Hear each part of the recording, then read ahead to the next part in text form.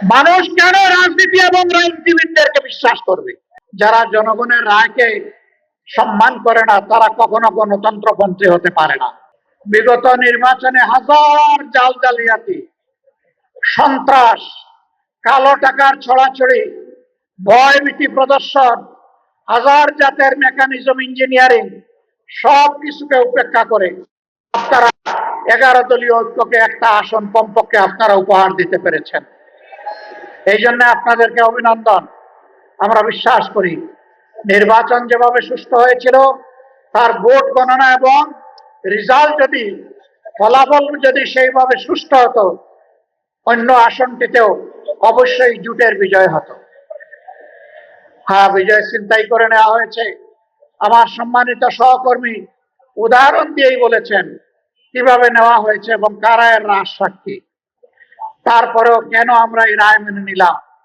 অনেকের আমাদের উপরে অভিমান, আপনারা এই রায় মেনে নিলেন কেন? আমরা তাদেরকে বলেছি 17.5 বছর দেশ ছিল স্বৈর শাসনের কবলে। এরপরে একটা নির্বাচন হয়েছে। নির্বাচনে তো জনগণ ভোট দিয়েছে। নির্বাচনের আগে তো বাসে, গাড়িতে, লঞ্চে, রাস্তায়, রাজপথে সব জায়গায় একই আওয়াজ উঠেছিল, দাঁড়িপাল্লা, দাঁড়িপাল্লা। একদিনে দুটো ভোট হয়েছে, একটি সংসদ সদস্য হিসাবে নির্বাচনের ভোট, আর একটি সংস্কার পরিষদের সদস্য হিসাবে গণভোট। আমাদের অবস্থান সুদৃঢ় ছিল আমাদের মার্কা এবং গণভোটে হায়ের পক্ষে।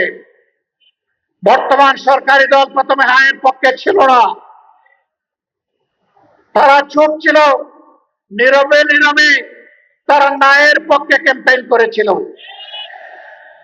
এরপরে জনরোষের মুখে পড়ে তাদের নেতাও কমপক্ষে একবার শহীদ আবু সাইদের এলাকায় গিয়ে বলতে বাধ্য হয়েছিলেন 12 তারিখ দুটি ভোট, একটা গণভোট আর একটা জাতীয় সংসদের ভোট, আপনারা গণভোটে হাতে ভোট দেবেন।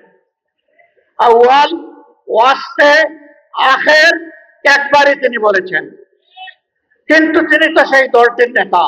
নন ইনভার্টার এসির দামে ঘরে আনুন বিদ্যুৎ সাশ্রয়ী ইনভার্টার এসি। এখন 1.5 ton my one inverter AC মাত্র 48,900 টাকা পাওয়া যাচ্ছে মিনিস্টার শোরুমে। বর্তমানে সংসদে তিনি হচ্ছেন সংসদ নেতা, প্রধানমন্ত্রী, সরকারের প্রধান, বাংলাদেশের প্রধান নির্বাহী। তিনি এই যে বললেন কথাটা, সেই গণভোটে যে 66.8% মানুষ ভোট দিল, 66.8%, তাদের ভোটের মূল্যটা তিনি কি দিলেন? তিনি শপথ নিয়ে এই গণভোটকে অস্বীকার করলেন। তার সহকর্মী যাকে বলা হয় তিনি সর্বমন্ত্রী, সব মন্ত্রণালয়ে আজানও দেন, একামতও দেন, মাঝে মাঝে তিনি সংসদে ফতোয়াও দেন। তিনি বলেছেন নির্বাচনটা যাতে হয়ে যায় এই জন্য আমরা এইগুলা বলেছিলাম। লজ্জা! একটা সংগঠনের শীর্ষ জায়গা থেকে যদি জনগণকে এইভাবে ধোঁকা দেওয়া হয় তাহলে রাজনীতি এবং রাজনীতিবিদদের প্রতি মানুষের আস্থা থাকবে কেন? মানুষ কেন রাজনীতি এবং রাজনীতিবিদদেরকে বিশ্বাস করবে? আমরা ওই রাজনীতি করি নাই, আমরা ওই রাজনীতি করব না। আমরা সংসদে নোটিশ দিয়ে 68 মিনিটে আলোচনা করেছিলাম গণভোট যেন হারিয়ে না যায়, গণভোটকে যেন সম্মান দেখানো হয়। আমরা বলেছিলাম যারা জনগণের রায়কে সম্মান করে না তারা কখনো গণতন্ত্রপন্থী হতে পারে না। গণতন্ত্রের দাবি হচ্ছে বেশিরভাগের রায়কে সম্মান করা। যেহেতু বেশিরভাগ জন, প্রায় 70% জন